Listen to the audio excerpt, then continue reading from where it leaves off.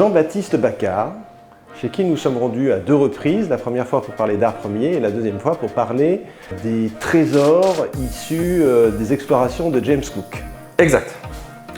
Et là, nous sommes à nouveau au 27 rue de Seine dans ta galerie pour parler de toute autre chose. Absolument, c'est un artiste écossais, donc né en 1979, qui a été au Royal College of Art, donc qui est la grande école d'art anglaise, et qui fait partie de ce qu'on appelle le mouvement Magic Realism, le réalisme magique, en fait, où ce sont donc des artistes figuratifs, mais qui vont transformer la réalité par la transformation des proportions, transformation des couleurs, et surtout la transformation des associations entre les objets pour renforcer en fait le contenu psychologique de l'œuvre qu'ils vont créer.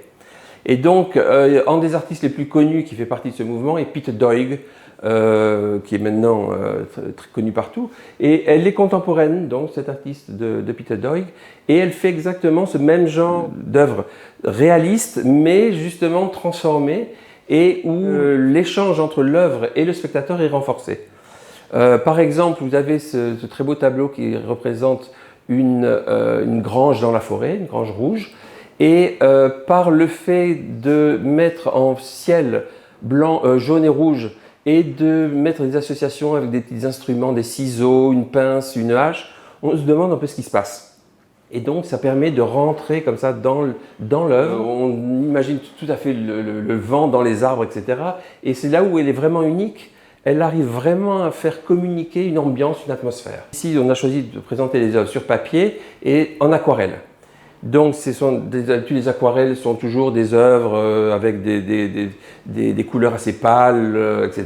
Elle, au contraire, a pris un aspect très contemporain et elle a choisi de prendre des couleurs très très vives, donc des couleurs rouges, des jaunes, des oranges, qui clashent et qui renforcent un peu cette atmosphère un peu apocalyptique, C'est une artiste qui est très sensible au réchauffement climatique.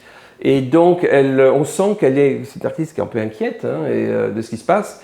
Et donc, elle arrive à transmettre un peu ses sentiments dans ses peintures. Là, vous avez cette femme isolée qui est agenouillée dans la forêt.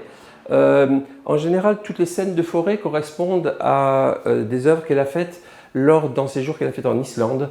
Elle a gagné en prix en fait et donc elle est restée 3 mois là-bas. Elle est revenue avec une imagerie très différente, avec des forêts. Elle s'est aussi inspirée de la mythologie donc de là-bas, avec des lutins, des elfes, etc.